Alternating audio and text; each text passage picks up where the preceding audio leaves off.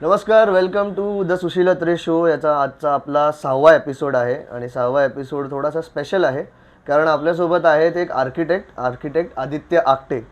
आणि यांच्या आर्किटेक्चर जी जर्नी आहे करिअरची त्याच्यामध्ये अजून एक चेरी ऑन द केक, त्यांनी एक बुक लिहिलेलं आहे स्वतःच्या एक्सपिरियन्सेसबद्दल, ज्याचं नाव आहे, एकदम वेगळं नाव आहे, उलटं होतं ॲक्च्युली. आधी हँगओव्हर होतो, मग लेमन सोडा येतो. पण त्यांच्या बुकचं नाव आहे lemon soda hangover. So welcome Aditya. Thank you Sushil, thanks a lot. So मला सर्वात पहिले सांगा, आधी होतो हँगओव्हर लोकांना युजली, त्याच्यानंतर टू क्युअर दॅट ते लेमन आणि सोडा. सो हे पहिली गोष्ट, नाव कुठून सुचलं तुम्हाला लेमन सोडा हँगओव्हर, आणि ह्याचा सिक्वेन्स असा कसा काय बनवला तुम्ही? बरं, हे याची स्टोरी अशी आहे की हँगओव्हर जे असतं आपलं, ते आपण नॉर्मली पार्टीज करतो, आपण बाहेर जातो, आपण लेट इव्हिनिंग जातो, मग आपण काही जास्त होतात, मग नेक्स्ट डे आपल्याला तो इफेक्ट येतो, तर आपण त्याला हँगओव्हर म्हणतो. तर त्या हँगओव्हरला उतरण्याकरता आपण उतारा म्हणतो. त्याला ते आपण लिंबू सरबत करतो किंवा कोणी लेमन सोडा करतं, कोणी दही खातं, ठीक आहे. हे झालं ह्याचे हँगओव्हर्स. पण आपले जे लाईफचे हँगओव्हर असतात त्याच्याबद्दल काय, त्या केसमध्ये आपल्या त्याचे लेमन सोडा पहिले अवेलेबल असतात. ओके आणि नंतर ते नाही, आपण ते यूज नाही केले तर that goes into prolong hangoverness. म्हणून या केसमध्ये लेमन सोडा अँड हँगओव्हर हे या सिक्वेन्समध्ये आलेलं आहे. सो ती जर तुम्ही तसं हँगओव्हर म्हणत, हे हँगओव्हर नंतर लेमन सोडा असतं. ह्याच्यामध्ये हे लेमन सोडा पहिले अवेलेबल आपल्याकडे आहेत, तर you can avoid the hangovers. तर त्या केसमध्ये lemon soda and hangover. So मी खूप एक्सायटेड आहे या बुकबद्दल बोलण्यासाठी, बट त्याआधी आपण जरा तुमच्या लाईफ जर्नीबद्दल बोलूया, जी थोडक्यात या बुकमध्ये आहे. सो मला एक ओव्हरऑल असं वाटलं, ही बुक थोडीशी मी चाळली आणि स्पीड रीड केलं, तर मला असं वाटलं की हा तुमचा एक्सपिरियन्स होता, आणि to be successful in their own life readers, तुमच्या एक्सपिरियन्समधनं त्यांना कसं शिकायला मिळेल. ह्या बुकमध्ये मी कसं केलं की ह्या बुकमध्ये माझ्या लाईफचे 2 फेज आहेत. एक फेज आहे तो प्री कोविड फेज आहे, आणि एक फेज आहे तो पोस्ट कोविड आहे. तर प्री कोविडमध्ये I was unaware of most of the things. मला बऱ्याचशा गोष्टींची आयडिया नव्हती की अशा पण गोष्टी आयुष्यामध्ये असतात. आणि एक कोविडचा जो एक there was a, you can say a blank face. जसं हार्टला कसं एक ब्लँकनेस असतो, तसा एक there was a blank face in covid. त्या ब्लँक फेस नंतर मला खूप गोष्टी रिअलाईज झाल्या. So I call it a journey of transformation, की ज्याने माझ्यातलं आतलं खूप गोष्टी बदलल्या. तर त्या या जर्नीमध्ये लिहिल्या आहेत मी. आणि मग ती जर्नी जेव्हा आता मला कळली तेव्हा I realize my past mistakes पॉकेट्समध्ये. आणि मग प्रत्येक त्या चॅप्टरचा जो कंटेंट आहे, त्या कंटेंटमध्ये माझ्या काय मिस्टेक्स मी केल्या आणि त्या मिस्टेक समोरच्याने कशा करू नये त्याच्याबद्दल या पुस्तकात लिहिलेलं आहे. म्हणजे तुमच्या ज्या मिस्टेक झाल्या त्या तुम्ही रेक्टिफाय केल्या, आणि जे केलं त्याला एक स्माइल करून वे ऑफ केलं आणि परत न्यू लाईफ चालू केली. बरं, त्या मिस्टेक मोठ्या नव्हत्या, बट त्याच्याने सेटबॅक बसतो आपल्याला ते कळत नाही. आपण काही पॅटर्न्स मिस्टेक रिपीट करत बसतो, जे आपल्याला कोणी अवेअर करत नाही. Which is a small a token of paper, ज्याच्यामध्ये मी काही गोष्टी लोकांना अवेअर करून देतो की ह्या तुम्ही कशी पहिल्यापासून करा. काही याच्यामध्ये मी विषय लिहिले असे की जे तुम्ही अगदी तुमच्या कॉलेज स्टडीपर्यंत करू शकतात, की तुम्ही या एजला येईपर्यंत तुम्ही ते बऱ्याचशा गोष्टी तुमचा रेकॉर्ड क्लीन झालेला असतो. तर तसं हे पुस्तकात पूर्ण मांडलेलं आहे या गोष्टी. बरं, हे पुस्तक लिहिलं त्याच्या आधी तुम्ही आर्किटेक्टचं जर्नी केली. You are also a developer. Yes. Architect बनायचं आहे आयुष्यामध्ये, हे कधी कळलं आणि ती जर्नी कशी झाली? आर्किटेक्ट बनायचं ही माझी आयडिया मला 8वीत आली. आणि यू आर व्हेरी शुअर. खूप कमी लोक असतात ज्यांना नाही, कारण मला लहानपणी ॲस्ट्रॉनॉट बनायचं होतं. सगळ्यांनाच बनायचं असतं. त्याच्यानंतर मला स्विमिंग कोच बनायचं होतं. 8वी मध्ये असताना मला आठवतंय मला डान्सर बनायचं होतं. तुम्हाला हे क्लॅरिटी असणं आणि ते अचीव करणं, हे कसं काय झालं? बघ, लहानपणी मला सचिन बनायचं होतं, बिकॉज मी क्रिकेट सीझन खेळायचो. मी सगळं त्यात दिलं कोचिंग होते आणि आम्ही ते 4-4, 5-5 ग्राउंडवर काढायचो. त्यामुळे पहिले तर तेंडुलकर होतं. थोडी जेव्हा मॅच्युरिटी आयुष्यात आली, आणि माझे एक मामा होते, आईंचे मामा आमचे, त्यांचं नाव सुरेश पाळंदे. तर त्यांच्याकडे मी कायम जायचो. तर ही वॉज त्यावेळी ते ड्राफ्टमन होते, नंतर ते असिस्टंट झाले प्लॅनर तिकडे MIDC मध्ये. असा घरात सगळं पसारा, ड्राफ्टिंग बोर्ड्स, टी स्क्वेअर, त्याचे ते रोटरिंग्स, आणि ते मला असं बसून दाखवायचे. हा बघ, हा MIDCचा प्लॅन आहे, ही भिंत काढतोय, काही गोष्टी टच यू व्हेरी मच. तर त्या गोष्टी मला खूप फील झाल्या की हे मला करायला आवडेल म्हणून. बरं, ड्रॉइंग आणि पेंटिंगमध्ये माझा हातखंड पहिल्यापासून होता, बिकॉज मी अगदी लहानपणापासून क्लासला यायचो, त्यामुळे आर्ट आणि एस्थेटिक्सची मला आवड पहिल्यापासून होती. मग जशी जशी मॅच्युरिटी येत गेली तेव्हा ते माझं अलाइन होत गेलं की हे माझी एक हॉबी आणि ही माझी एक मी ज्यात चांगला येतो ते अलाइन होऊन मला ही माझी लाईन कळाली की मी ह्याच्यामध्ये करू शकेन म्हणून. मग त्याप्रमाणे मी 10वी नंतर सगळं प्रयत्न त्याच्याप्रमाणे केले. मी CETच्या एंट्रन्सच्या तयाऱ्या, मग त्याप्रमाणे मी JJ मध्ये मला ॲडमिशन फॉर्च्युनेटली चांगले मिळाले. I was 32nd in Maharashtra.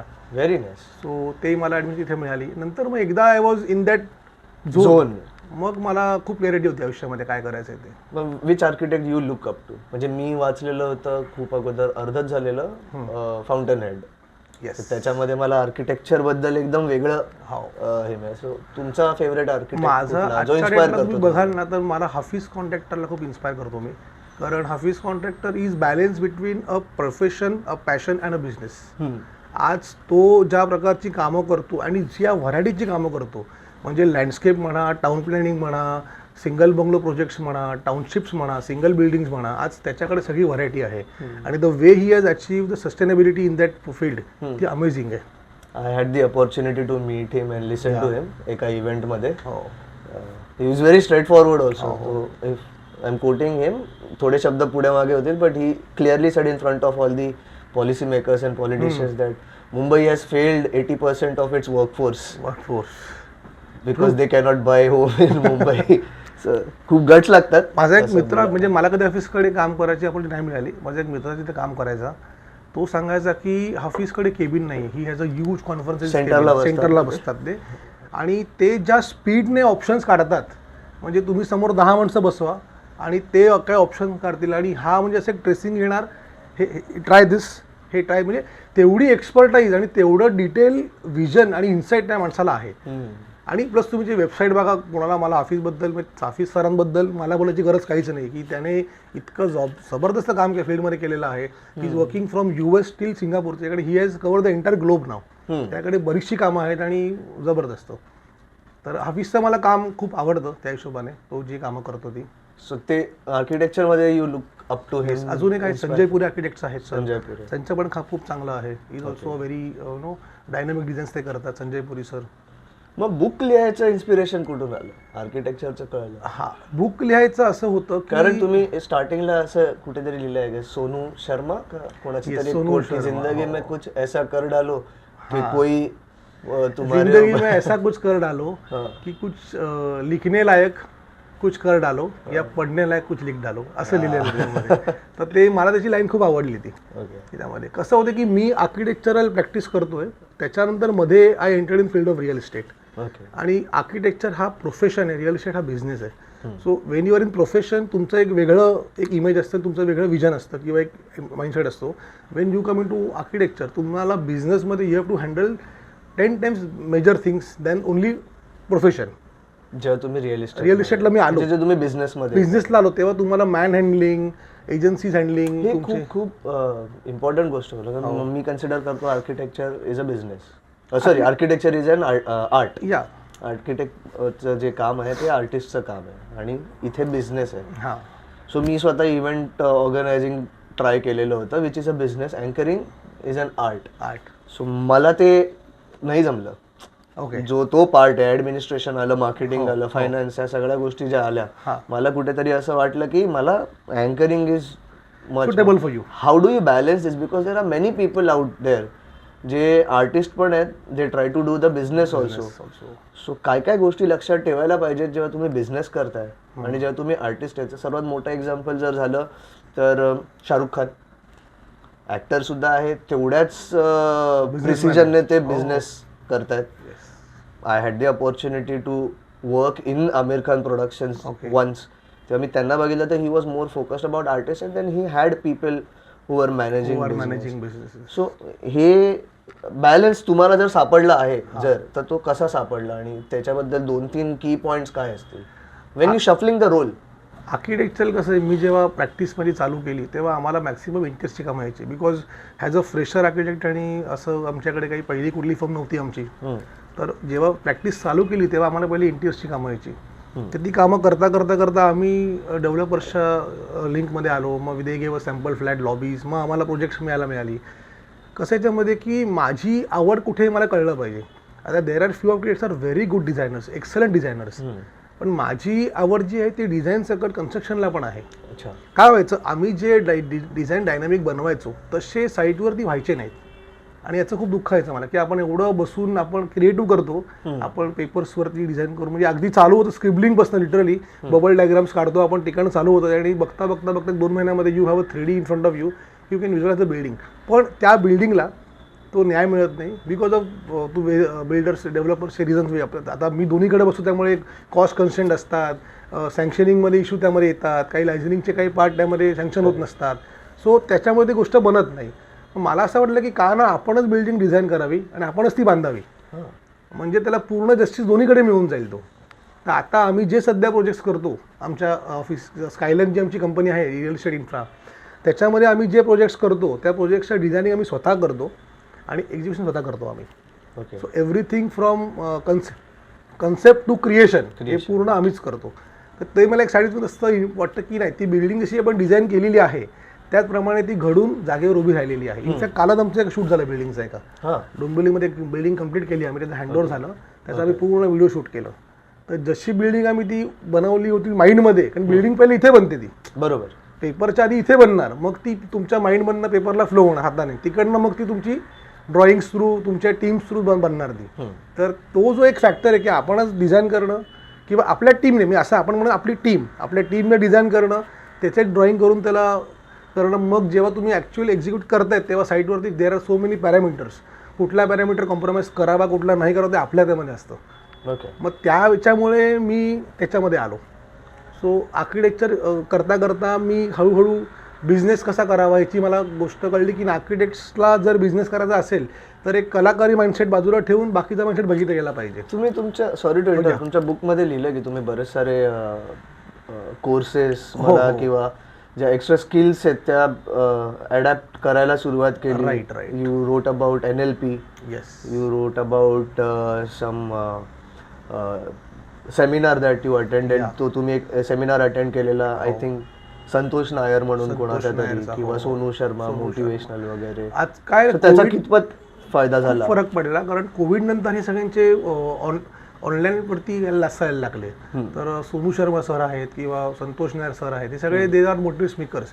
पण त्यांचे तुम्ही जे कन्सेप्ट बघाल ना तर they help businessman two is there business basically, की एक सिस्टम प्रोसेस तुम्ही काम करा. आता एक राजीव तलरेजा म्हणून एक आहेत, त्यांचा पण मी पूर्ण गॅपपर्यंत कम्प्लिटली त्यांचा मी कोर्स केला आहे. म्हणजे स्टार्टेड फ्रॉम अगदी 99 मध्ये 1 डे सेमिनार, मग 3 डे पेस प्रोग्राम केला, मग आता त्याच्यामध्ये आमचा गॅप झाला आमचा, म्हणजे मार्केटिंग कसं करायचं, सेल्स कसं तुमचं व्हायला पाहिजे आणि बिझनेस मॉडेल कसं तुमचं पाहिजे, या सगळ्याचा मी, आणि ह्याचा मला खूप फायदा माझ्या बिझनेसमध्ये झाला. की पहिली गोष्ट म्हणजे तुम्ही तुमच्याकडे तुम्ही जे तुमचं ते रोजचं चालू आहे रटणं, आपण जे म्हणतो की गेलो आलो तसं नाही असतं. It's about every day you have to calculate तुम्ही काय करताय, कसं करताय. म्हणजे थांबा, इंट्रोस्पेक्ट करा की मी करतोय ते योग्य करतोय की नाही, मग पुढे जा. Second is the man handling skills are very important. आणि जे we are lacking in so many years, की कसं माणसानं तुम्ही हँडल केलं, ह्युमन रिसोर्सेस. तुमच्या टीम असतात, तुमचे सिनियर्स असतात, तुमचे खालचे असोसिएट्स असतात, त्यांना कसं तुम्ही केलं पाहिजे. कंपनी जेव्हा तुम्ही बसतात केबिनमध्ये किंवा तुमच्या जागेवरती, you should always what's in for them, not what's in for us. तुम्ही जर व्हॉट्स इन फॉर देम बघाल तर ते will be around you. Third म्हणजे how you can empower them. चला आता आपण तर वर जातोच आहेत, पण आपण एकटं वर जाऊन कधी कंपनी मोठी होत नाही. जर सगळ्यांनी वर गेलं तर ती मोठी. म्हणजे एक तुम्हाला सांगतो मस्करी की आम्ही काय म्हणायचो की यार तू, म्हणजे आमच्या एक असोसिएटला, तू मर्सिडीज कधी घेतोयस. ओके. तर मला एक जण बोलला की अरे तुझा गाडीचा काय पत्ता, त्याला काय म्हणतोय. आणि म्हटलं तो ज्या मर्सिडीज घेतो मी जॅग्वार घेईन, don't worry. So that is the vision you have to keep well building a company. आणि ही खूप नंतर कळली आम्हाला या गोष्टी बऱ्याचशा. म्हणजे थोडंसं आपण कसं होतं पर्सनलकडेच ठेवतो त्याच्यामध्ये, पण नंतर कळलं की when you are an entrepreneur, तुमची टीम मिस्टेक करेल तर फरक पडत नाही, तुम्ही मिस्टेक केलं लोक बघतात तुमच्याकडे. You are on camera.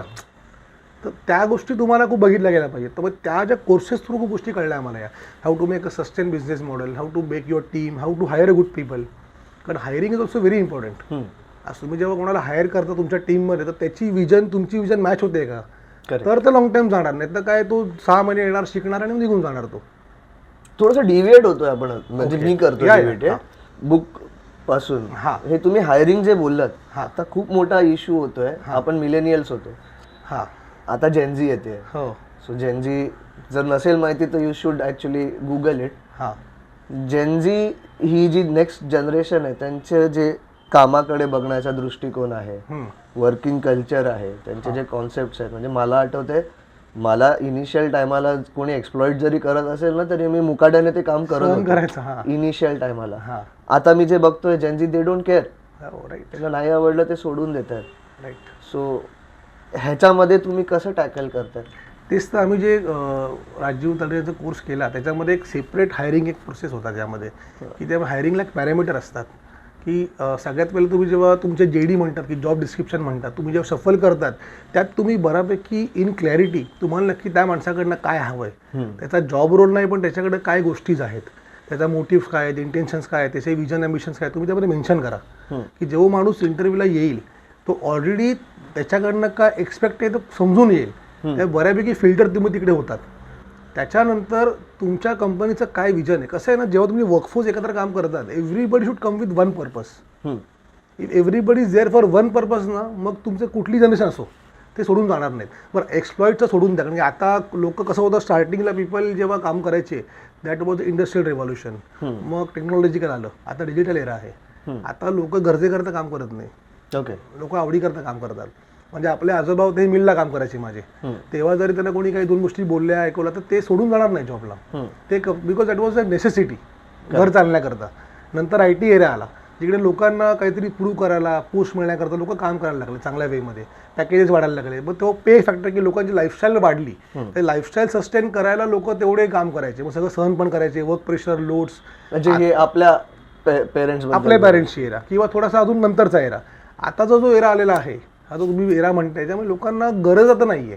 Because that basics are sorted. Food, clothing, shelter त्यांच्याकडे आहे. त्यांच्याकडे त्याला टू एक्सप्लोअर नाव, नवीन जागा बघणं, नवीन जागा फिरणं जाऊन, त्याच्यानंतर नवीन कुठेतरी लोकेशनला काम करणं, भले मनी कमी मिळू दे, लिमिटेड, पण काहीतरी एक्साइटिंग प्रोजेक्ट्स मिळायला पाहिजे कामाला, ते आहे. किंवा त्यांची जी विजन आहे त्याच्यामध्ये मी बसतो का कंपनीच्या, तर मला काम करायला मजा येईल. सो विजन अलाइन करणं इज व्हेरी इम्पॉर्टंट. सो तुमच्याकडे नवीन वर्कफोर्स जेव्हा येते, तुम्ही त्याचा पहिले विजन अलाइन करा की आपल्या सगळ्यांना हे करायचं आणि ह्याच्याकरता आपण जमलो इकडे. मग कोणी सिक्युरिटी गार्ड असेल, कोणी तिकडे बॉस असेल, पण इकडे वी आर अ टीम. आणि सगळ्यांचं विजन आहे की बिल्डिंग मला पूर्ण छान करायची आहे. त्याकरता प्रत्येकाला पण रोल दिलेला आहे, तो त्यांनी करावा. तर आम्ही त्या हिशोबाने आधीच त्यांना सांगतो इंटरव्ह्यूमध्ये की आमचं असं विजन आहे, असं ओपन आहे. We have open culture in the office. टायमिंगचं आमच्याकडे स्ट्रिक्टनेस नाही आहे, फ्लेक्सिबल टायमिंग थोडा आम्ही अलाव करतो, पण नंतर जेव्हा गरज आहे तेव्हा तुम्ही थांबून पण काम करा. आणि आम्ही सिम्पल सांगतो, तुमचे प्रॉब्लेम आमचे प्रॉब्लेम, आमचे कस्टमर तुमचे प्रॉब्लेम. तुमचे जे काही प्रॉब्लेम लाईफमध्ये बसतो आम्ही will take care of that. ठीक आहे. मग काही कोणाचं काही पर्सनल असो, कोणाचं काही फायनान्सेसचा असो, will take care of that.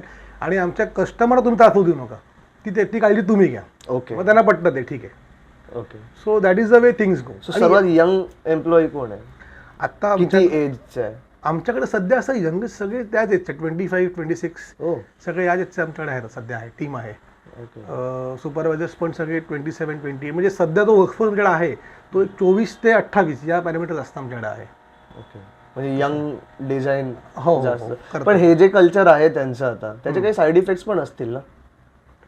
Side effect म्हणजे मी म्हणजे तुमच्या ऑर्गनायझेशन स्पेसिफिक नाही म्हणत, बट ओव्हरऑल जे कल्चर होत आहे त्यांचं, गिग कल्चर आहे किंवा काय आहे, तर त्यांना जर तुम्ही तुमच्या आजोबांच्या जनरेशनशी कम्पेअर कराल तर त्याचे काय साईड इफेक्ट्स असू शकतात? साईड इफेक्ट असे आहेत की तेव्हा असं होतं की हा माणूस आहे ना, हा इथे राहणार आहे, स्टेबल माणूस आहे. आता असं नाही आहे. You have to continuously empower them आणि त्यांना तुम्ही मोटिवेट केलं पाहिजे.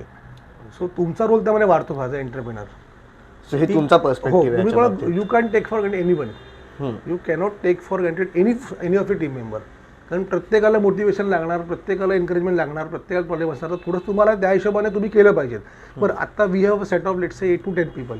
पण नंतर जेव्हा टीम्स वाढणार तेव्हा त्यांचे जे सिनियर लोक असतील त्यांना आम्हाला एम्पॉवर केलं पाहिजे की तुम्ही तुमच्या टीमला पुढे सांभाळा. कारण आता कसं आहे, रिटेन्शन रेशिओ फार कमी आहे सध्याच्या डेटला ओव्हरऑल इंडस्ट्रीमध्ये. कारण कसं आहे की, आणि आता माझं बोलणं I can say because we have team of maximum 5 to 10. पण there are so many big जिथे टीम 200, 300, 400 असतात, त्यावेळी you can't return everybody in the team. So आमच्या आम्ही ज्या आता सध्या स्टेजला आहोत त्या स्टेजला वी टेक केअर की माझे पार्टनर सोबत आहेत सुभाष म्हणून, की प्रत्येक टीम मेंबर्सचा आम्ही प्रत्येक बघतो त्यांना काय हवं आहे काय नको आहे, त्यांना गोष्टी काय प्रॉब्लेम आहे, कशापर्यंत काम अडतं आहे. So we have to motivate everybody. कोणी कधी कधी खूप डाऊन वाटतो, कधी कोणाला काम निघत नसतं, कोणाचा एक परफॉर्म कधी कमी होतो महिन्याभरामध्ये. So we call them, we talk with them, काय झालं, कारण त्यांना ते शब्द आपल्या हवा असतात 2 शब्द एन्करेजमेंटचे. करेक्ट. ते त्यांना मिळाले की they are again back on the track.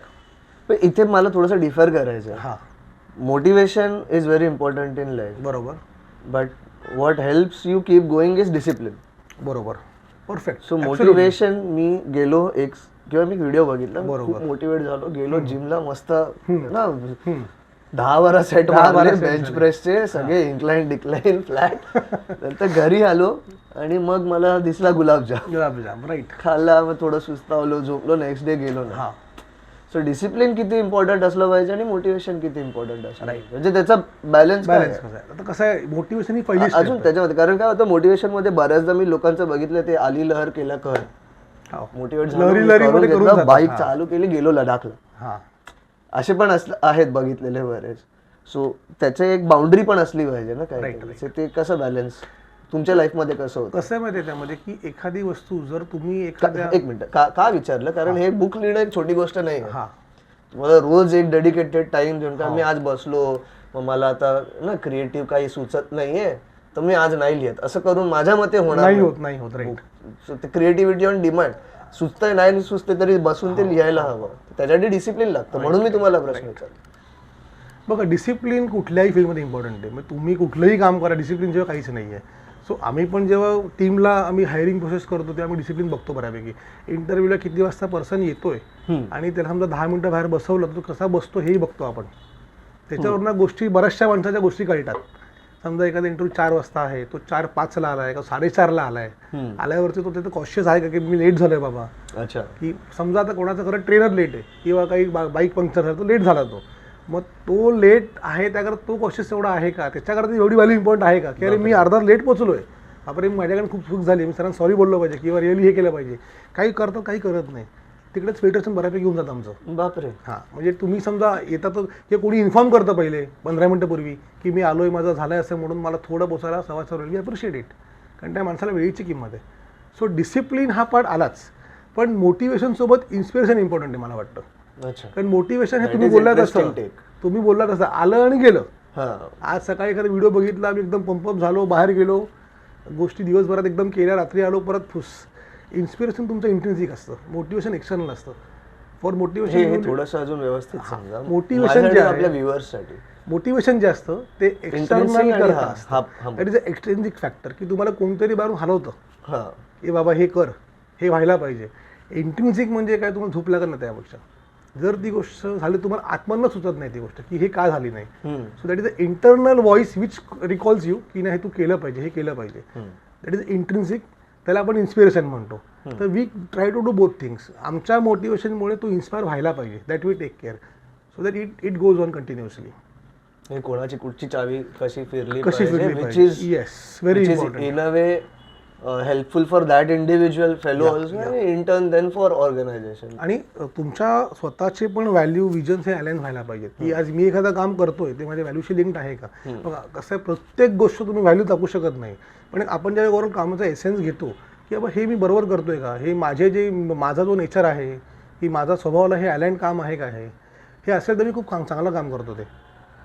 म्हणजे समजा एखादा इंट्रोवर्ट माणूस आहे, तुम्ही त्याला सेल्सचं काम दिलं तर तो त्यामध्ये कन्फ्यूज होऊन जाईल. कारण सेल्स जो माणूस करतो ना त्याला लज्जा शरम सोडली पाहिजे. त्याला असं कोणी 2 लोकांनी दार बंद केलं किंवा 2 लोकांनी त्याला हे केलं तर ही कॅनॉट बी दॅट. त्याला तो स्वतःचा इगो साईडला ठेवला पाहिजे लिटरली, आणि he use to go for sales. कारण सेल्स हा वेगळा पार्ट, हा परत वेगळा विषय सेल्सचा पार्ट येतो, की सेल्स म्हणजे तुम्ही तुमचं विकत नाही, तुम्ही लोकांना बेनिफिट करता, ती गोष्टी देतायत, त्यांच्या व्हॅल्यू करता. Wien you make them aware की अरे हे तुमच्या कामाचं आहे, तुम्ही घ्या, दॅट इज सेल्स. सेल्स म्हणजे हे नाही की तुम्ही जाऊन वस्तू विकून पैसे घेऊन या. मग ती कन्सेप्ट पहिले क्लिअर व्हायला पाहिजे. सो एक्झाम्पल जर एखादा इंट्रोवर्ट माणूस आहे, एक्स्ट्रोवर्ट आहे, मग त्या प्रत्येकाच्या नेचरप्रमाणे तो ते काम करतोय का ते आम्ही बघतो. करेक्ट, की प्रत्येकाला कुठलं काम दिलं पाहिजे आपण ऑफिसमध्ये, तसं आम्ही ते प्लॅन करतो त्याप्रमाणे. माझा दुसरा जो आता प्रश्न आलेला डोक्यात, तो जर मी विचारला तर ऑल टुगेदर डिफरंट टॉपिक होईल. की मला असं वाटतं पर्सनली की एका टायमानंतर सेल्स सुद्धा ऑटोमेट होण्याची शक्यता आहे. येस आहे ना. पण तो आपण टॉपिक तो जरा वेगळ्या विषय पूर्ण खूप आहे. मोठा होऊन जाईल. तुम्ही जे आता व्हॅल्यूज बोललात किंवा एथिक्स, मॉरल, हे सगळ्या गोष्टी येतील त्याच्यामध्ये. आता तुम्ही हा प्रश्न विचारतोय, यू कॅन ते काय म्हणतात, I apply my 5th amendment act बोलतात ना US मध्ये. You can do that if you don't want to answer. Real इस्टेटमध्ये तुम्ही जेव्हा येता तेव्हा मी ॲज अ कॉमन पर्सन जे सगळं ऐकतो किंवा बघतो, जी काही आता प्राइजेस वाढलेले आहेत ज्याच्यामध्ये भरपूर सारे फॅक्टर्स आहेत. सो व्हॅल्यूज आणि business, I am talking about real estate business as a developer. बरोबर. भरपूर चॅलेंजेस असतात. हो हो. ते कसे तुम्ही मॅनेज करता? 2 गोष्टी आमचा एक फंडा आम्ही फॉलो केला आहे रिअल इस्टेटमध्ये, की कधीही कुठल्याही आमच्या कस्टमरला खोटं बोलून काही द्यायचं नाही. That is the first value आमची डिसिप्लिन होती, की कोणाला जे आहे ते दाखवायचं. डोंट शो शुगर कोटिंग की असं असं हे करेल ते करू. जे तुमच्यात द्यायची क्षमता आहे तुम्ही ते दाखवा, पहिली गोष्ट. Second thing, you don't sell a commodity, sell a value. Okay. मग जेव्हा तुम्ही एखाद्या कस्टमरला फ्लॅट देतात तर तो त्याच्या आयुष्यभराची पुंजी त्यात टाकतो. म्हणजे आता जे काय आपण 80 लाख 90 लाख 2 करोड जे काय आता मुंबईचे प्राइसेस आहेत फ्लॅटचे, माणूस जे पैसे इन्व्हेस्ट करतो दॅट इज त्याच्यामागे त्याचे खूप एनर्जी असतात. एक एनर्जी खूप पार्ट मॅटर करतो की तो काय एनर्जी ती वस्तू घेतोय. तर त्या एनर्जी देताना त्याला ते समाधान वाटलं गेलं पाहिजे. सो त्याची आयुष्यभराची तिथे पुंजी लागलेली असते. बऱ्यापैकी लोक त्यांच्या एफडीज बिफडीज सगळं आलेले पूर्ण मुलाचं लग्न आहे, मुलीचं लग्न आहे, लोक अख्खा फ्लॅट घेतात तो. तर ते तुम्ही त्यांना देताना तुम्ही त्यांना एक व्हॅल्यू एक्स्ट्रा द्या. So don't sell a commodity, sell a value. की त्यांना आमच्या फ्लॅटमध्ये आम्ही लोकांना फॉल सिलिंग करून देतो, बाथरूम सिलिंग्स करून देतो. म्हणजे तुम्ही जर कधी आम्ही काही इन्व्हाइट समडे, आमचं कालच शूट झालं, आम्ही बेसिक गोष्टीपेक्षा आम्ही लोकांना खूप म्हणजे अगदी म्हणजे वॉशिंग मशीन करता आम्ही त्यांना स्टँड करून देणं, या गोष्टी आम्ही करतो. की ते घरात आल्यावरती त्यांना तो त्रास नको परत. इन्व्हर्टरचे प्रोव्हिजन्स किंवा हॉलमध्ये फॉल सिलिंग्स करतो, video door phone, system of security. म्हणजे हे कसं आहे, मोठ्या प्रोजेक्टमध्ये करणं थोडं सोपं आहे बिकॉज इट्स अ स्केल. पण आमचे कामं लहान असतात, 15 फ्लॅट, 20 फ्लॅट, 25 फ्लॅट, 50 फ्लॅट. त्याच्यामध्ये थोडं हे करणं अवघड असतं. पण आम्ही ते करून देतो त्या हिशोबाने. सो टेक्निकली आणि लिगली आम्ही पेपरवर क्लिअर असतो की जो माणूस तिथे पैसा इन्व्हेस्ट करतोय त्याचे कुठे लिगॅलिटीमध्ये अडकून प्रोजेक्ट हे व्हायला नको. That is the first part. Second part, त्याला आपण जिकडे आपण 100 रुपये कमवतो तिथे आपण 80 रुपये कमवू, आपल्याला चालेल. बट त्या माणसाचा पैसा चीज व्हायला पाहिजे, ही सेकंड व्हॅल्यू. आणि थर्ड व्हॅल्यू म्हणजे त्याला तुम्ही थोडं कमी गिव्ह मोर दॅन एक्सपेक्टेड. तर या 3 गोष्टी आम्ही फॉलो करतो आम्ही. आणि या सगळ्या दृष्टीने आमच्या पूर्ण टीमला समजवलं आम्ही ऑफिसमध्ये. सो तुम्ही जे मग अशी बोला की सेल्स ऑटोमेट होतो, हा ऑटोमेट तेव्हा जेव्हा ह्या व्हॅल्यूज वरनं खाली उतरतील ना, तेव्हा आमचे वाक्य तेच बोलतात. ओके. आणि त्या विश्वासाने बोलतात. करेक्ट. म्हणजे मग आम्हाला त्यांना आम्ही त्यांना बघा सेल्स स्पीच देतो आम्ही की कसं बोलायचं काय बोलायचं काय. पण त्यासोबत त्या व्हॅल्यू इम्पॉर्टंट आहेत. उद्या समजा त्यांना कोणी ऑफ द विचारलं की खरंच घेऊ का इथे फ्लॅट, तुला काय वाटतं रे बाबा, इंदाज घे, एक नंबर काम आहे, यू विल नॉट रिग्रेट. हे त्यांच्याकडनं यायला पाहिजे सगळ्या टीमकडनं. That is very important. आणि ते जेव्हा आमचे प्रिन्सिपल फिक्स असतील ना तेव्हा ते त्यांच्याकडे स्टेट डाऊन खाली होतील. I like clarity of your thoughts. आणि हेच जे तुम्ही बोललात त्याच्याबद्दल पण तुम्ही लिहिलंय, I guess BK Shivani, karmic energy, karmic balance. So is this the karmic balance that you are talking about? तुम्ही ते एक्सप्लेन कराल थोडं अजून? कसं आहे ना, कसं असतं की प्रत्येक आपण एक एनर्जी शेअर करतो. आपण एखादी वस्तू घेताना सुद्धा देताना सुद्धा एक एनर्जी असते. ती energy should be very positive. तर तुम्हाला ते काम लाभतं. म्हणजे कोणाला दुखवून किंवा कोणाला फसवून तुम्ही जे काम करतात ना त्याच्यामध्ये एनर्जी वाईट असतात. तर लॉंग टर्म, असं माझं मत आहे, लॉंग टर्म चालत नाही ते. आणि आय ट्रुली बिलीव्ह इट. आता आम्ही जेवढ्या पण लोकांना फ्लॅट देतो आम्ही एन्श्युअर की तुम्हाला काम आवडलं ना, व्यवस्थित आहे ना, त्यांना कुठे काही प्रॉब्लेम असतात छोटे मोठे, आम्ही ते करून देतो आपण. तर ती खूप मॅनेज करतो मी. आणि दॅट म्हणजे तो आमचा एक खूप मेजर व्हॅल्यू की आपल्या कुठला कस्टमर नाराज नाही व्हायला पाहिजे. आता सध्या आमच्याकडे सध्या आधी 7 होते, आता we have a team of 50 customers. आता पुढे वाढणार ते, पण तो फंडा व्हायला पाहिजे. तर ते तिथं खूप फॉलो करतो मी बिकॉज मी तिचे पॉडकास्ट ऐकतो BK शिवानीचे. आणि she share wonderful things about energy and karmic balance. तिचं म्हणणं सिम्पल आहे की you are soul, soul is eternal. आणि तुमची फक्त बॉडी बदलते. So you are not a soul in a body, it's a body in a soul. That body in a soul is changing for every तुमचे every birth is changing. आज तुम्ही सुशील आहात, उद्या तुम्ही कोण दुसरे असाल. तर ती सोल तेच आहे. सोल तुम्ही जे कर्म कराल या जन्मामध्ये, गरज नाही तुम्ही या जन्मात you will be like a king.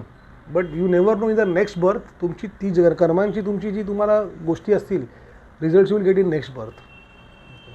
Ishopanishad मध्ये पण ईशोपनिषद, असंच yes. बोललेलं आहे थोडं. इट इज बीन आपण याच्याबद्दल बोललो तर अजून हा, 4 तास तो विषय आपल्याला जरा वेगळाच pause आहे. देईल. इकडे हा. चहा वगैरे हो. आपल्याला ठेवायला दिवस लागेल. कमी पडेल actually. दिवस कमी पडेल. माझं एकदम लिमिटेड नॉलेज आहे. मी प्रयत्न करतोय बुद्धिझम, इस्लाम वगैरे हे सगळं ऐकायचं. ओके. तर त्यानंतर मग आता ही जी तुम्ही आता म्हणालात this all relates to your how would I put it conscious. आपण माइंड नको बोलूया, सोल नको बोलूया, राईट. सायंटिफिक वर्ड झाला जर आपण कॉन्शियसनेस आहे माझा. राईट. आता ह्या कॉन्शियसनेसचा आपल्याला फायदा करून घेता येतो ब्रेन रिवायरिंगने किंवा NLP ने. Yes. त्याच्याबद्दल पण तुम्ही या बुकमध्ये पुस्तकामध्ये लिहिलेलं आहे. सो त्याचा पहिली गोष्ट ते तुम्ही कसं शिकलात, एक ते तुम्ही कसं इम्प्लिमेंट केलं ते खूप इम्पॉर्टंट आहे. आणि तुम्हाला का असं वाटलं की ते या बुकमध्ये असलं पाहिजे. ओके. मध्ये जेव्हा मी कोर्सेस करायचो आम्ही असं एक प्लॅन केलेला की एक वीकमधनं एक तरी कोर्स करायचा काहीतरी something good to learn. Because मला लर्निंगची हॅबिट लागली कोविडमध्ये. मी वाचायला चालू केलं आणि रीडिंग चेंज माय पॅराग्राफ, म्हणजे एक वेगळा दृष्टिकोन मला ओपन झाला रीडिंग नंतर. तर ते करता करता एक डॉक्टर मेघना दीक्षित म्हणून एक आहेत, she is a doctor in brain neurology. म्हणजे ती ह्या सबकॉन्शियस आणि कॉन्शियस माइंडची ती खूप चांगले प्रोग्राम्स घेते. ओके. तिचं रिवायरिंग युअर ब्रेन म्हणून एक तिचा हे पण आहे कोर्स, तिचा मोठा कोर्स आहे. तर तिचं मी 3 डेजचा कोर्स केला होता. आणि त्या केल्यावर त्याच्यामध्ये खूप गोष्टी मला अशा कळल्या की अरे हे तर खरं आहे, म्हणजे ते जे सांगतात गोष्टी तर व्हेरी आहे. आय शेअर फ्यू पार्ट जे बुकमध्ये मेन्शन केले याच्यामध्ये आहे तुम्ही की तुमच्या ब्रेनमध्ये 2 पार्ट आहेत, एक सबकॉन्शियस, एक कॉन्शियस. कॉन्शियस आहे जे आपण जे सेन्सेस बघतोय आत्ता, जे आपण आत्ता बोलतोय कॉन्शियस आहे. ओके. बट आपले 95% ग्रास्पिंग चालले सबकॉन्शियसमध्ये. म्हणजे एक्झाम्पल आहे ते इथे काळा लाईट आहे, इकडे बघतोय ग्रीन पडदा मागे आहे, हे बघितलंय मी पण हे लक्षात नाही माझ्या, हे माझ्या डीप ह्याच्यामध्ये आहेत. तर त्याच्यात मी काय मेन्शन केलं की तुमचे लाईफमध्ये तुम्ही जे इन्सिडेंट्स घडतात म्हणजे एज ऑफ 3 to 7 किंवा 10 त्या इन्सिडेंट्समुळे ना आपल्या सबकॉन्शियस माइंडला खूप गोष्टी दडल्या असतात आणि that creates what you are right now. Okay. Example समजा मी म्हटलं की नाही बा तुला आज हे 4 बिल्डिंग उभी करायची आहे, तर पहिलं उत्तर काय येईल, अरे मी कसं करू, माझं काम नाही आहे. कारण तुमची एक इमेज बनली सबकॉन्शियस माइंडमध्ये की हे मी करू शकणार नाही आहे. सो त्या इमेजला चेंज करणं is called rewiring your brain. तर तुमचे जे इन्सिडेंट्स आहेत लाईफमध्ये, पॅटर्न्स म्हणतो आपण, त्या पॅटर्न्सला you need to change. Okay. So that एक इम्पॉसिबल पण you can make it possible असं आहे ते. सो तो जास्त मी याच्यात मेन्शन केला आहे की तुमचे जे आयुष्य तुम्ही जे घडले वयाच्या 20पर्यंत 25पर्यंत आपण शाळेत जातो, फ्रेंड्स असतात, आई वडील मुलांना सांगतो तुला जमत नाही, तू करू शकणार नाही, यू गुड फॉर नथिंग, जे काय आपण ऐकतो, मित्र आपल्याला तीच करा, आपला एक पॅटर्न बनलेला असतो. त्या पॅटर्न ब्रेक करून जो माणूस बाहेर येतो ना तो मग त्याला कोण थांबवू शकत नाही. Okay. If you stay in that pattern तर मग तुमचं ते हे होत नाही. बिकॉज ग्लियल सेल्स म्हणून एक सेल्स असतात, मी मेन्शन केले याच्यामध्ये, ते तुमचे पॅटर्न्सला ग्लियल सेल्स. ओके. ते तुमचे ते जे सेल तुमचे असतात ना की एक तुम्हाला अगदी सोप्या भाषेत सांगायला म्हटलं, he is a gardener in your brain. Okay. जे तुमचे जुने रूट सुटून फेकून देतात. Okay. So if you don't develop old new patterns, you don't work on new patterns, जर old pattern will be intact. So जेव्हा आता मी ट्रेनिंग्स करतो, सेशन्स करतो, सेमिनार्स करतो, तर आपण काय करतोय, ओल्ड पॅटर्नला आपण ब्रेक करायचा प्रयत्न करतोय, नवीन गोष्टी आपण अडॅप्ट करतोय. आणि जर तुम्ही नवीन गोष्टी प्रॉपरली अडॅप्ट केल्या and if you stored in a shelf of subconscious, मी तर ते म्हणतो की सबकॉन्शियस माइंडमध्ये there are 60,000 thoughts a day. त्यातले even if you can encash or use 10 तरी थॉट्स, चांगले दिवसाला थॉट्स, तरी तुमची growth will be unlimited. Okay. So basically breaking your old pattern, creating new successful patterns आणि त्याचा यूज करून तुम्ही पुढे जाणं, that is what rewiring is. आणि त्याचं मी थोडंसं एक ब्रीफ पुस्तकात दिलेलं आहे. मग 3 असे कुठले पॅटर्न होते जे तुम्ही ब्रेक केले? माझा पहिला पॅटर्न ब्रेक केला की I am not a reader. मी आधी कधी वाचायचो नाही. मी कधी आजपर्यंत 10 पानांचा ब्लॉग लिहिला नाही आहे. ओके. म्हणजे न्यूजपेपर बाबा मला ओढून वाचायला लावायचे की 1 पान वाच बाबा आज, किंवा एखाद्या वर्षातनं एखादं पुस्तक वाचायचो मी, किंवा अगदी हॅरी पॉटर ते निघालं तेव्हा ते आनंदाने वाचलेले. पण रिडिंगचा बेनिफिट काय हे कधी कळलं नव्हतं मला. पण नंतर जेव्हा मी वाचायला चालू केलं, मी माझा पॅटर्न तो ब्रेक केला, पहिला पॅटर्न. मग तो पॅटर्न ब्रेक करून आता मला वाचल्याशिवाय राहू शकत नाही. मी एक दिवस जर मी बुक रीड नाही केलं तर मला अनइझी होतं, मी काहीतरी मिस केलं आज. तसं ती भावना येते आता. कधी खूप काम असतं, कधी खरंच वेळ मिळत नाही. सकाळी 8ला जातो आपण, रात्री 10ला घरी येतो, मग एनर्जी पण नसते, मग कधी वाचलं जात नाही, त्यावेळी राहून जातं ते. तो पॅटर्न ब्रेक केला. Secondly I am not on early waker, हा माझा एक पॅटर्न होता पहिले. मी लवकर उठायचो नाही, म्हणजे माझं नॉर्मल 7:30 7 असं उठायचो मी. मग आता माझं खूप शेड्यूल बदललेलं आहे. मी सगळं इथं मेन्शन केलेलं आहे की आय ट्राय मॉर्निंग मिरॅकल. हो हो. तर मग आता मी लवकर उठून हे करतो, त्यामुळे तो माझा पॅटर्न बदलला मी. थर्ड माझा पॅटर्न असा होता की कसं होतं की मी थोडासा ना I use to be frustrated more in my business. कारण की being from a first generation background, I was also in, माझं काम होतं I was in luxury interiors स्टार्टिंगला. मी विचारणार होतो, बट आय थॉट की मी गेस करेन आणि माझा गेस करेक्ट आहे. फर्स्ट जनरेशन होतं. Yes, I am a first entrepreneur. त्याच्यामध्ये काय झालं की फ्रॉम अ व्हेरी हॅम्बल बॅकग्राऊंड, आणि I entered a field of luxury interiors. So I was constantly around those rich bats, की ज्यांना आपलं घर एकदम लक्झरी करायचं, की ज्यांना घर करायचं. आता यू कॅन से की त्यांच्याकडे बजेट आहे, मी आता आकडे सांगत नाही, पण व्हेरी ह्यूज अमाऊंटचे त्यांना घर करायचे असतात. आणि त्यांच्यासोबत राहून त्यांचे थॉट्स ऐकून, त्यांचे विचार, त्यांची लाईफस्टाईल, त्यांची थॉट प्रोसेस, मग आपल्याला कुठेतरी वाटतं सारखं की अरे this is not fair to us, we belong somewhere. तर ते खूप फ्रस्ट्रेशन व्हायचं मला. नंतर कळलं की नाही, हे बरोबर नाही. You have to first express gratitude toward what you have. You can aim for very high, but तुमच्याकडे ज्या गोष्टी आहेत ना, तुम्ही त्याचा पहिले ग्रॅटिट्यूड घ्या पहिले, की माझ्याकडे चांगले पॅरेंट्स आहेत, I have a very good loving wife, I have my good daughter, I have my good friends, माझी company, I have projects, I have home, I have car. मोजायला there so many things in life. So start expressing gratitude for what you have and then cry for what you don't have. आपण उलटं करतो, आपल्याकडे 90 गोष्टी असतात ना, आपण 10 करता रडतो जे नाही येत ते. पण 90 आहे ते तर कधी किंमत करत नाही. ती गेली की किंमत होते आपल्याला. आता हाता बोटाची किंमत नाही, एक बोट गेल्यावर कळतं की आयुष्यभर हे बोट गेलं माझं. सो तुमच्याकडे जे आहे तुम्ही त्याची किंमत पहिले करा, आणि ते आतनं करा, आणि मग तुम्ही त्याकरता आणि ह्याचा खूप फरक पडला मला. हे मी जेव्हा चालू केलं करायला 2 वर्षापासून, तर मला खूप फरक जाणवला.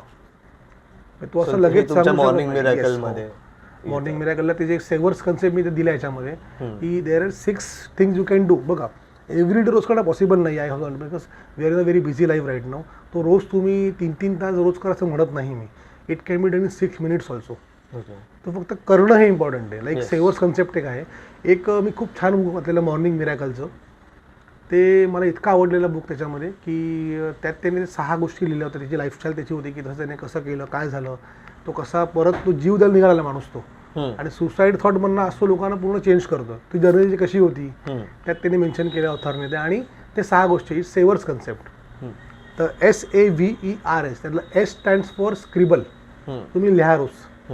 कसं आहे, लिहिल्यावरती तुमच्या कसं आता आपण बोलतोय आता पुस्तक मी आता बघतो ना की हे पुस्तक मी लिहिलंय खरं आहे का. कारण की आज तुम्ही मला कुठलंही पान विचाराल तर मला लक्षात मी कुठे काय लिहिलंय ते, but this thoughts are in my subconscious mind.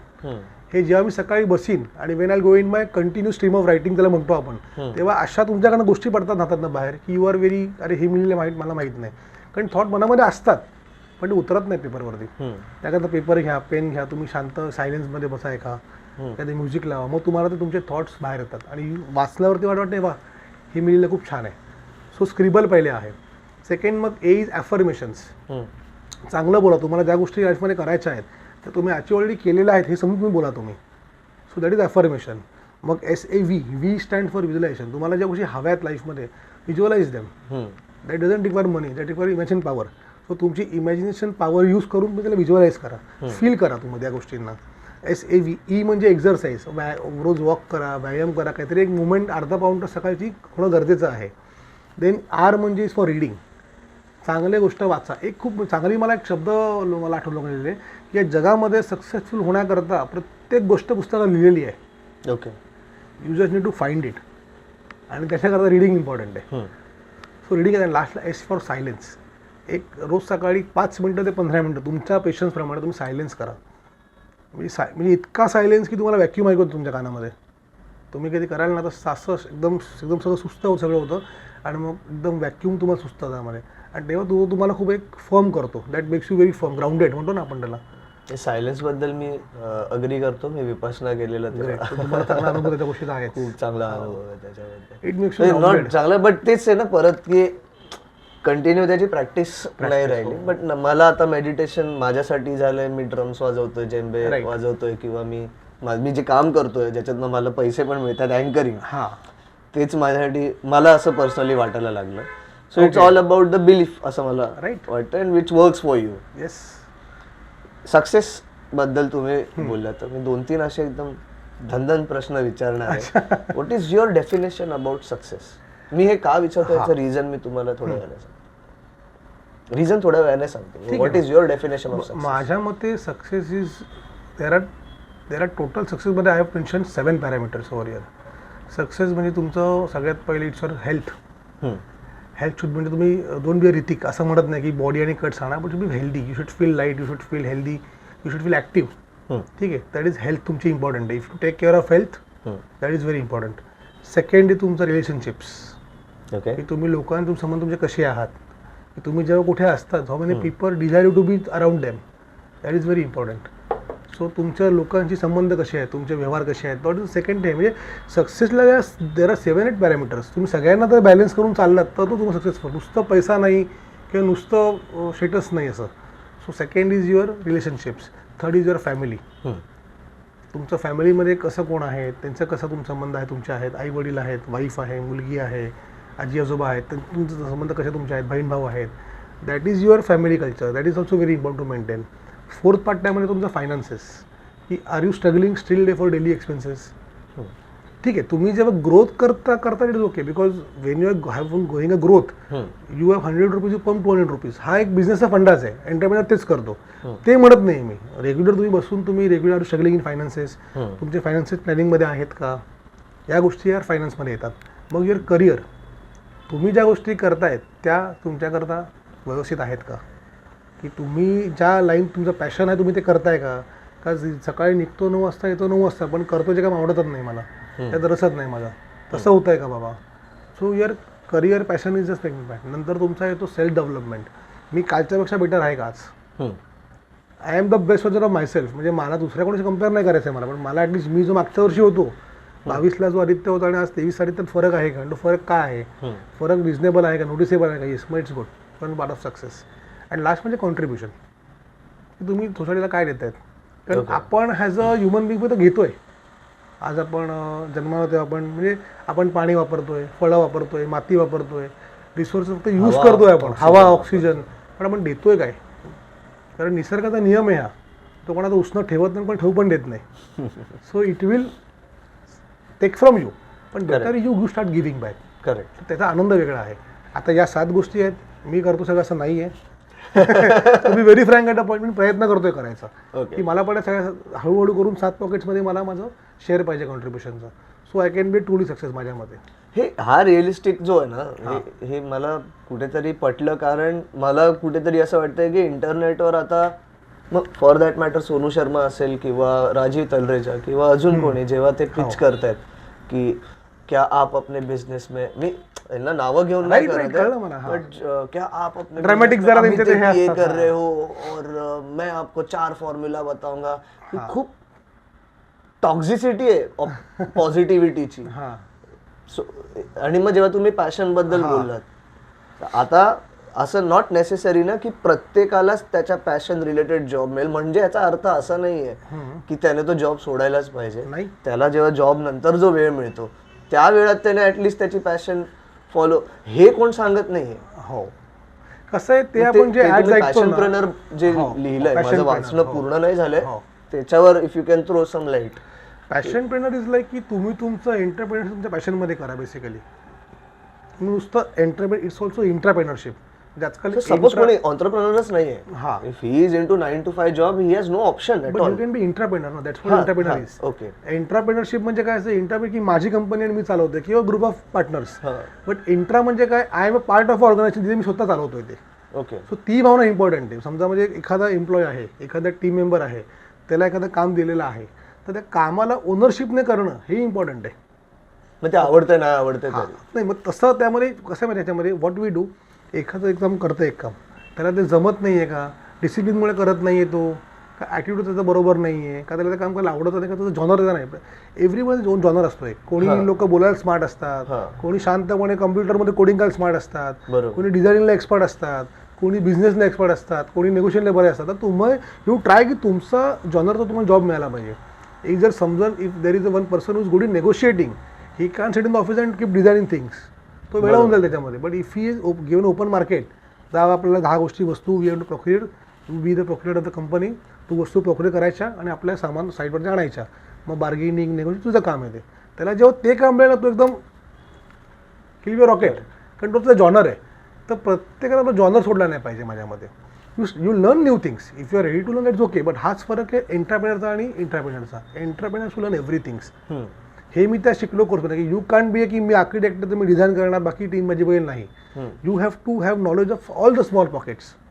जसं एखाद्या बिझनेसमध्ये there are 8 सर्कल्स, त्यामध्ये मार्केटिंग येतं, सेल्स येतं, ऑपरेशन म्हणजे टेक्निकल आपण जे करतो एक्झिक्युशन साईट ते येतं, day to day operation. Day to day. त्याच्यानंतर यू हॅव अकाउंट्स त्यामध्ये येतं, त्याच्यामध्ये R&D येतं, त्याच्यामध्ये मिसलेनियस आणि तुमचे MIS असतात, मॅनेजमेंट रिपोर्ट्स ते त्याच्यामध्ये येतात, फ्युचर ग्रोथ त्याच्या स्ट्रॅटेजी येतं. तर an entrepreneur has to learn all this things in pocket.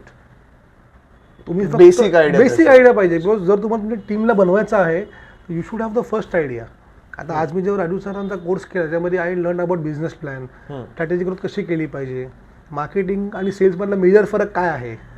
खूप फरक आहे. लोक कायम बोलताना मार्केटिंग सेल एकत्र बोलतात, पण तसं ॲब्सोल्यूट नाही आहे. मार्केटिंग हा पूर्ण वेगळा पार्ट आहे, सेल्स हा पूर्ण वेगळा पार्ट आहे. मग ऑपरेशनमध्ये काय गोष्टी येतात. मग marketing is basically support system for sales. Sales brings revenue for your company. Marketing is you are making people aware of you and your existence आणि how can your product benefit them. That is education. Basically marketing is educating people आणि sales is त्या प्रोडक्टचा वापर करून त्यांच्या लाईफमध्ये काहीतरी value add करणं. That is sales. So sales bring revenue. Sir मग त्याच्यातला 2 फरक काय तो आम्हाला त्यांनी शिकवला. त्यानंतर मग तुमचं ऑपरेशन्स कसं स्मूथ व्हायला पाहिजे. Operations can be automated because technical त्या गोष्टी त्यामध्ये असतात. R&D कसं पाहिजे की तुमच्या फील्डमध्ये प्रत्येक 6 महिन्यात काहीतरी तुम्ही बदल केला गेला पाहिजे तर युअर ग्रोईंग. मग ते R&D मध्ये पण तुमचं लक्ष पाहिजे की बाबा महिन्यातनं मी 3 दिवस मी असं मार्केट फिरून जाऊन I will visit 2 new projects, काहीतरी नवीन तिथून बघीन, तिकडं शिकीन मी. आय विल हॅव 6 महिन्यात एकदा will have a foreign visit काहीतरी, म्हणजे अशा एनिथिंग हॅज पर तुमची कशी लेवल कंपनीची आहे ती. पण R&D इम्पॉर्टंट आहे, अकाउंट्स पण इम्पॉर्टंट आहे. तुमचं कंपनीमध्ये काय चाललं आहे, कुठनं पैसा येतोय, कुठनं चाललं आहे, इनफ्लो कसा आहे, आउटफ्लो कसा आहे, तो तुम्ही एव्हरी वीकली ट्रॅक करतायत का, तो रिपोर्ट तुम्हाला मिळतोय का. That is very important. So ह्या सगळा पोर्शन जेव्हा आपण एकत्र करतो तेव्हा तुमचं कंपनी बनते. पण ही जे पॅशनप्रेनर आहे, तर वेन यू आर बिझनेसमॅन, मला ह्या गोष्टीमध्ये इंटरेस्ट येण्याकरता मी या कोर्सेस केले. कारण आधी होतं की आय वॉज जस्ट आर्किटेक्ट आहे मी, हे मला हे माझं काम नाही. हायपर गुड अकाउंटंट ती करेल सगळं ते. I will hire a good marketing person, तो मार्केटिंग करेल. पण तसं नाही होत. ह्याच्यातनं मला प्रत्येक डीप नॉलेज मिळालं. आणि माझं एक पर्सनल मत आहे ना माणसाने, की माणसाने कायम शिकत राहावं आणि नवीन गोष्ट. Just because you are architect you can't sit and only keep designing things. आता गेले 3 वर्षामध्ये मी प्लॅनिंगचं मी करत होतो, मी लायझनिंगचं काम शिकलो 3 वर्षामध्ये. लायझनिंग इज व्हेरी ते पण बघितलं मी, ते पण वेगळं, ती कला वेगळी एक आहे. लायझनिंग पण एक कला वेगळी आहे ना. तुम्हाला सँक्शन करून घ्यायच्या गोष्टी आहेत, ते पण वेगळी कला आहे. साईटवरती कसं तुम्ही बिल्डिंग उभं करता ती कला वेगळी आहे. हाऊ यू सेल पीपल, तुम्ही कसं लोकांना तुमचा फ्लॅट सेल करतात, तुम्ही कसं लोक तुमची पुढे मार्केट करतात, तुम्ही तुमच्या कशा अकाउंट्स मॅनेज करतात. So there are so many things in this काय म्हणतो आपण एंटरप्रेनरशिपमध्ये. ह्या सगळ्याचा मी या कोर्स पण एक्सपिरियन्स घेतला. मला म्हणून ते खूप स्वतःला मला इम्पॉर्ट वाटतात ती गोष्ट.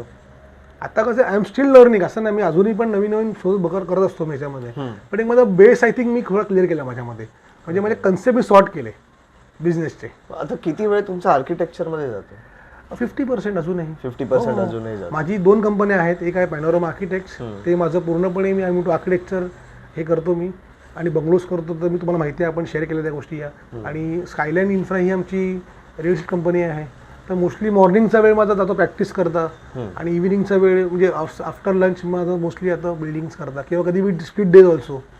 माझे पार्टनर सोबत असतात, सुभाष आहेत, सुभाष पाटील दादा, ते कधी कधी नसतात. मग आम्ही हे काम करतो. मग something he has his own dairy business, ते तिथे गेली की मी हे काम करतो. So we manage that way. So we have both companies now.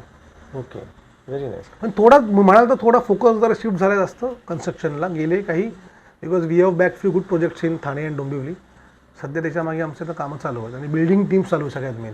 Okay, हे सगळं तुम्ही सांगितलं मला, सेवर्स वगैरे हे जे सगळे कॉन्सेप्ट्स आहेत हे सगळे, मला पर्सनली एका पॉईंटला लाईफमध्ये मला स्वतःला असं वाटलं की ह्या सगळ्या गोष्टी आहेत, बट कुठेतरी माझी आध्यात्मिक अधोगती झाली आहे. बरं.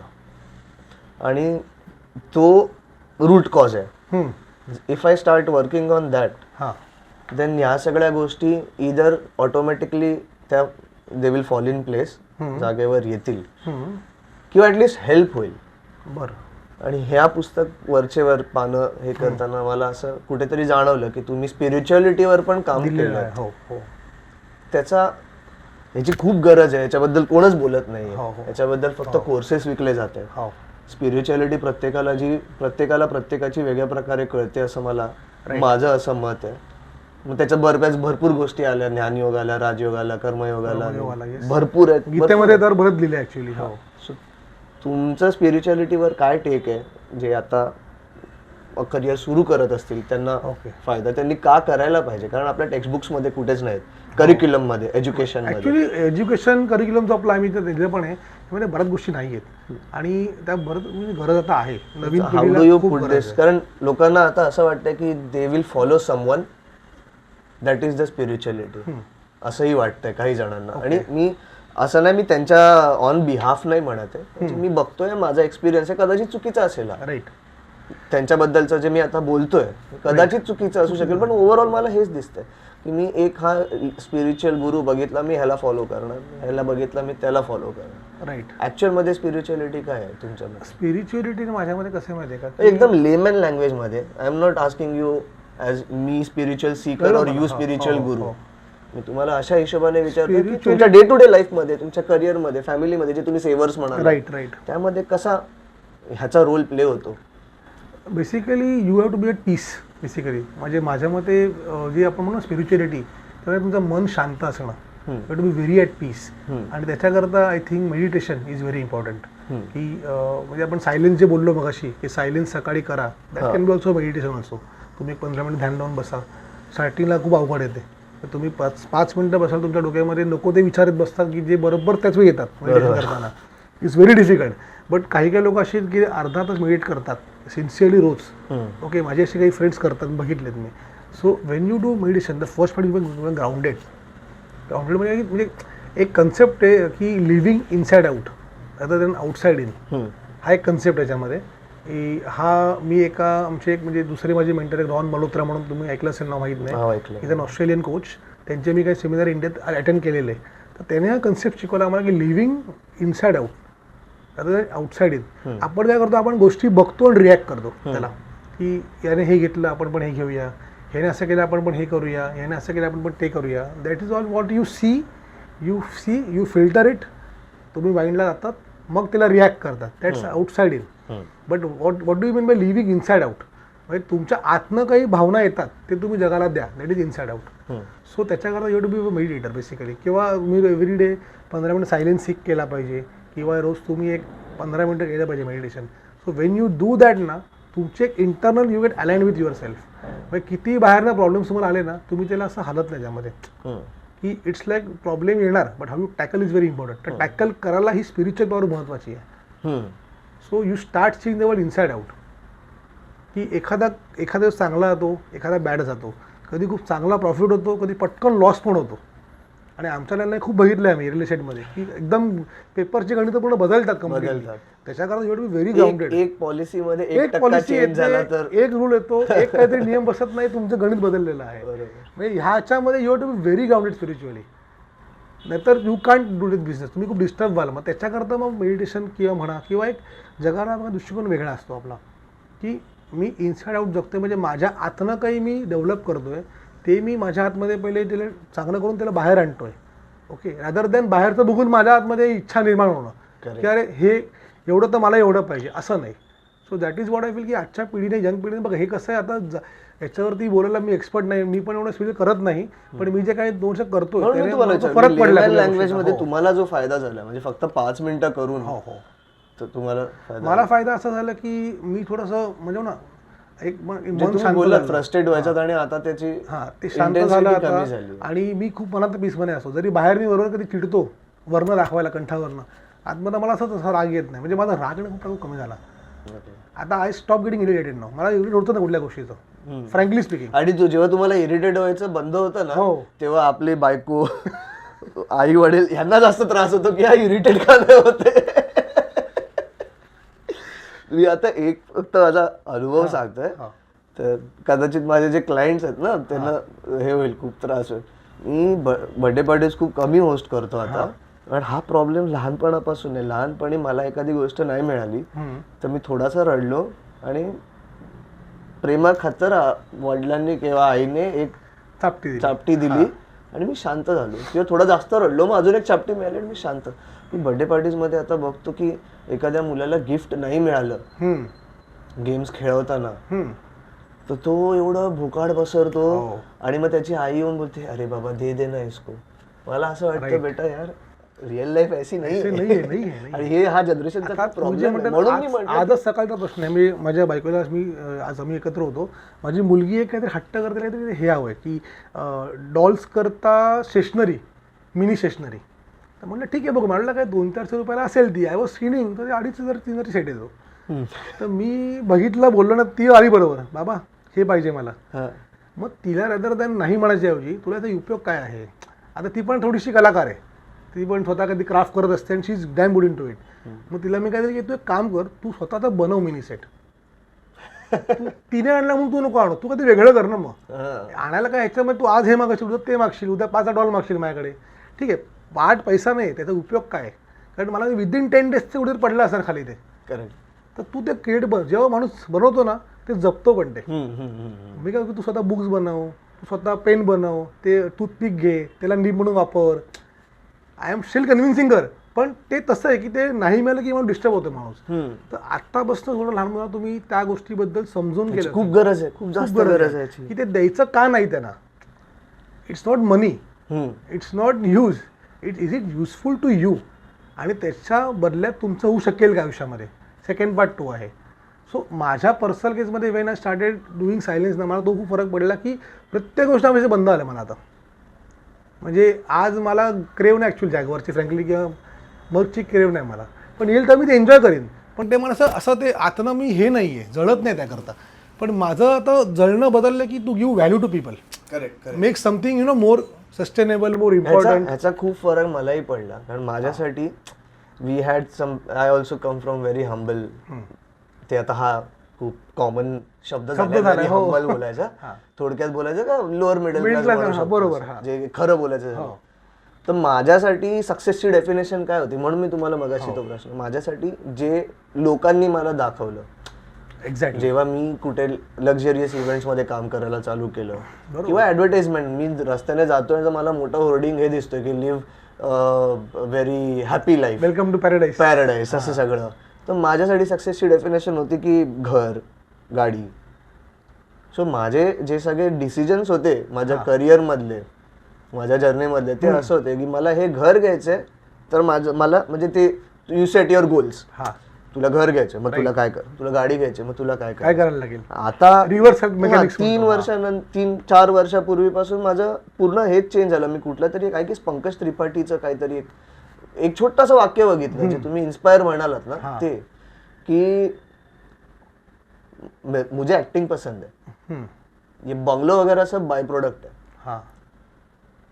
तिथे आता तुम्ही बोललात ना की जॅगवार वगैरे, that will fall in place. मला ह्या ज्या गोष्टी, त्या लायकीचं काम करताय का, मी तर हे म्हणतो की आजकाल कसं या it's a by product.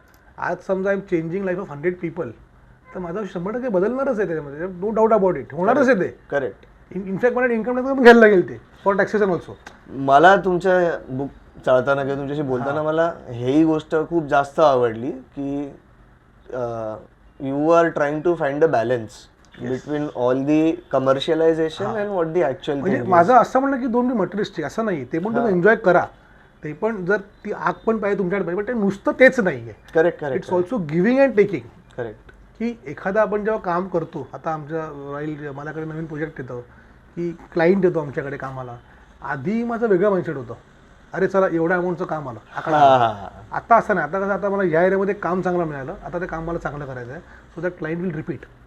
And then you ask money, डंके की चोट पे. बरोबर घे, व्यवस्थितपणे घेतो मी. आणि माझं पण ते स्ट्रिक्ट, म्हणजे माझी fees are quite decent because I add that much value. Correct. तो बघायचा अप्रोच बदलला, आणि प्रत्येक येणारा कस्टमर तुमचा नसतो, तेही कळलं आता मला. Easy aligned with your values and your things, तरच ते काम करावं. बरोबर. आत्ताच त्याचं पण good for him, good for me. बरोबर. ह्या गोष्टी तुम्ही शिकतोय सगळ्यांना. सो दॅट स्पिरिच्युअलिटी आहे, सगळ्याला तुम्हाला ग्राउंड करते गोष्टींना तुम्हाला. सो आता मी लास्ट पार्टला येतो. लास्टला तुम्ही 80% सायकोलॉजी, 20% टेक्नॉलॉजी. तो माझा खूप फेवरेट टॉपिक आहे. हां, तुम्ही खूप उशिरा विचारला. टेक्नॉलॉजी खूप गोष्टी बदलते हो. प्रचंड प्रमाणात. बट त्याचे दुसरा पण एक आहेत बोलणारे की 1977ला पण एक काहीतरी आलेलं programming code, but human mind adapt करतं. मग ह्युमन माइंडने ती टेक्नॉलॉजी यूज करून अजून मोठे प्रॉब्लेम सॉल्व्ह करायला सुरुवात केली. बरोबर. टेक्नॉलॉजी तुमच्या फील्डमध्ये आर्किटेक्चर आणि रिअल इस्टेटमध्ये काय काय चेंज होत आहे. तुम्ही R&D बद्दल म्हणालात म्हणून मी हा प्रश्न अजून स्ट्रेस करून विचारतोय.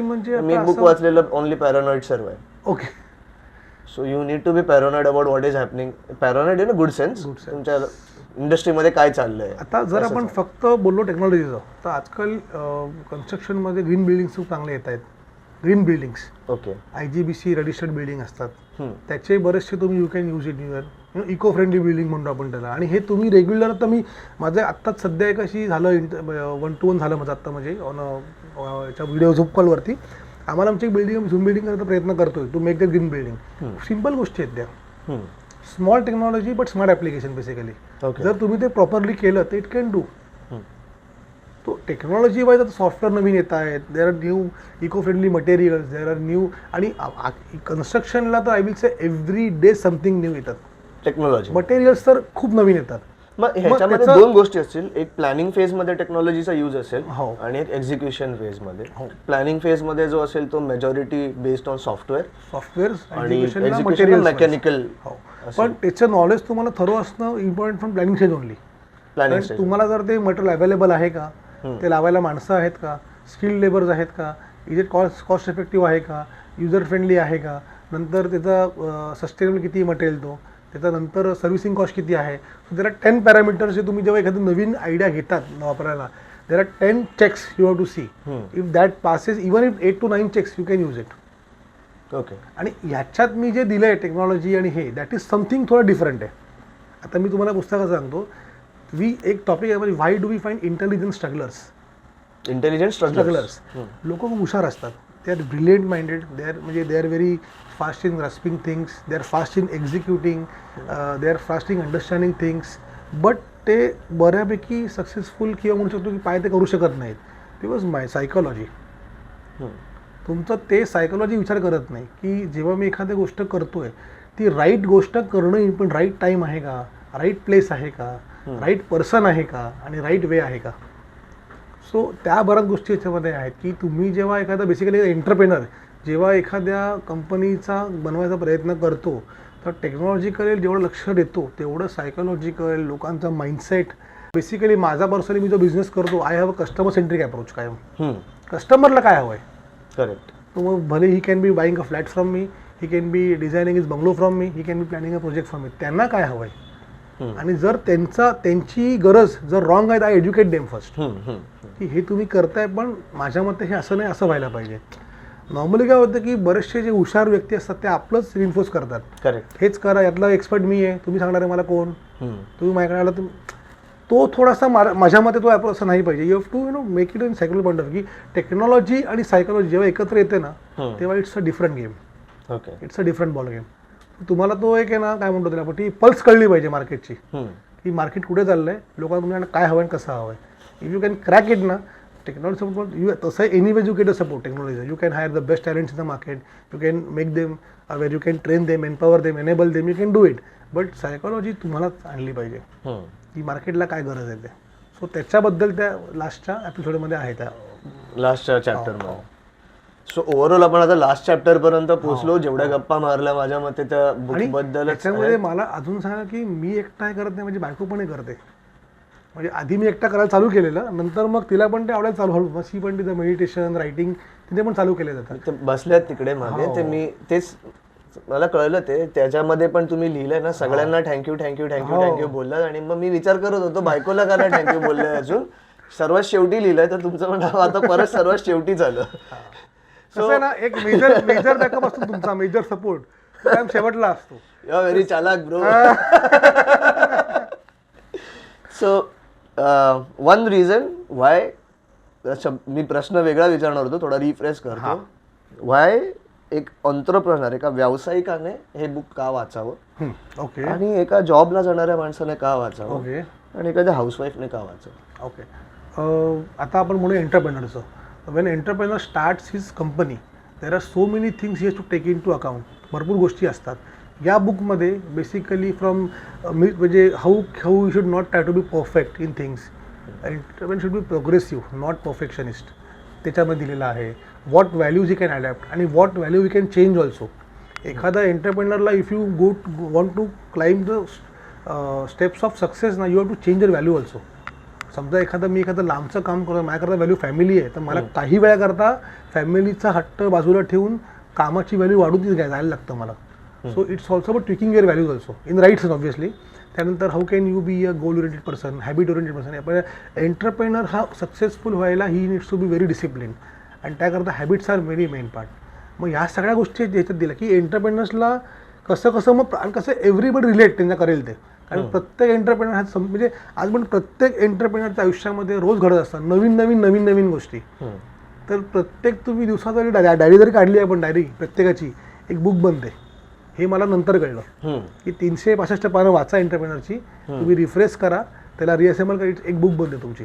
So that's every story. So every म्हणतो ना की every person entrepreneur has story to tell. It just when, how and where. माझी ही वेळ आत्ता आली. सो ही एंटरप्रेनरशिपची आहे. For a person who is working somewhere it's about is passion. Entrepreneurship तुम्ही जरी कुठे काम करा, नो डाऊट, कारण एंटरप्रेनरशिप सगळ्यांना जमत नाही ॲक्च्युली. तो प्रत्येक जॉनर नसतो. मग तुम्ही जर कुठे काम करताय तर मग तुम्ही त्या कामाला ओनरशिपने करा तुमच्या. See it will be very noticed, no doubt. तुम्ही जर एखादं काम सातत्याने चांगलं करतायत, तुमचे senior will notice you in that case. So त्या केसमध्ये कसं आहे की तुम्ही त्या पॅशन, तुम्ही कुठल्या फील्डमध्ये काम करतायत, जस्ट फॉर सेक ऑफ मनी और सेक ऑफ काय म्हणतो आपण फील गुड तुम्ही करताय ते, का तुम्हाला ती जागा आवडते म्हणून करतायत. So you have to get your passion around की तुम्ही जे करतो तेव्हा पॅशनेट आहे का त्याबद्दल मी, आणि इफ युअर पॅशनेट तुम्ही काम चांगलं कराल ते. करेक्ट. आणि जर हाऊसवाईफचं म्हणायचं म्हटलं तर हाऊसवाईफला सुद्धा आजच्या डेटला there are, because social media there so many thing, new thing they can do. There are so many new thing. आजकाल आपल्याकडे बेकर्स हे आहेत, हे आहेत. सो हाऊसवाईफ असून सुद्धा you can do a lot of things. आणि माझ्यामध्ये हाऊसवाईफला it's never late to start. माझ्यामध्ये you can be age of 25, you can be age of 55, you can start. कारण स्टार्ट करायला कधी टाईम नसतो, कधी टाईम फक्त एंडला असतो असं माझं मत आहे. राईट. सो आय थिंक बऱ्याच गप्पा अजून मारू शकतो, बट आता आपण इथे थांबूया, बिकॉज जिंदगी में ठहराव जरुरी आहे. येस. आणि मिस्टेक्सबद्दल तुम्ही म्हणालात, मी असं म्हणेन की चाणक्य बोललेलं की जर सगळे दुसऱ्यांच्या चुकांमधनं शिकले तर सगळे सक्सेसफुल होतील, पण होत नाहीत. तर ह्याच्यात आदित्यने आपल्या मिस्टेक्स सुद्धा लिहिलेले आहेत. सो त्या मिस्टेक्स तुम्ही समजू शकता, त्या त्यांनी कशा रेक्टिफाय केल्या तेही लिहिलेलं आहे. आणि ऑब्व्हियसली हे पुस्तक तुम्हाला नक्कीच उपयोगी ठरेल, हे मला पूर्ण खात्री आहे. सो तुम्ही नक्की वाचा. पुस्तकाची जी बाईंग लिंक असेल ॲमेझॉनची, ती आम्ही डिस्क्रिप्शनमध्ये नक्की टाकू. आदित्यचे जे काही काम करतात ते स्कायलाईन अँड पॅनोरॉमिक याच्या ह्यासुद्धा लिंक आपण डिस्क्रिप्शनमध्ये नक्की टाकू. थँक्यू सो मच आदित्य, तुम्ही आमच्या शोमध्ये आला. आणि thank you Sushil so much for hosting me for this show. आणि या तुमच्या शोच्या माध्यमातून मला बऱ्याचशा गोष्टी यातनं जगाला सांगायला मिळाल्या की मे बी त्या कसं, आता पुस्तक कसं आहे की लोकांनी पुस्तकं खूप लिहिलेली आहेत, पण ॲटलिस्ट हे पुस्तक मी लिहिलं, माझं सर्कल जे 5-6 लोकांचं आहे ते तरी वाचतील आणि त्यांचा फायदा होईल, असं बघतो या गोष्टीला. सो आता दिल ललचाया मन में लड्डू फुटा 5000 जणांचं सर्कल आहे, त्यांना ह्या कॅमेरामध्ये बघून सांगायचं की या चॅनलला सबस्क्राईब करा, व्हिडिओ शेअर करा, लाईक करा, कमेंट करा. येस, तुम्ही सगळ्यांनी द सुशील अत्रे शोला सबस्क्राईब करा, कमेंट करा, शेअर करा. आणि हा माणूस हा खूप चांगलं काम करत आहे. चांगल्या आमच्यासारख्या उत्स्फूर्त लोकांना आणून इकडे त्यांची मतं हलकं करत आहेत. त्यामुळे तुम्ही जरूर बघा आणि एन्जॉय करा. Thank you. Thank you so much. Bye.